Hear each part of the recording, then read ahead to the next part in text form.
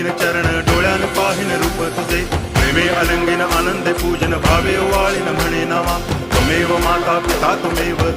बंधुश्च सखा त्वमेव विद्या तरुणं त्वमेव सर्वं मम देव कायेन वाचा मनसेन्द्रियैर्वा बुद्ध्यात्मना वा प्रकृति स्वभावात् करोमि यद्यत् सकलं परस्मै नारायणायति समर्पयामि अच्युतं केशवं रामनारायणं कृष्णदामोदरं वासुदेवं हरि गिरिधरं माधवं गोपिकावल्लभं जानकीनायकं रामचन्द्रं भजे हरे राम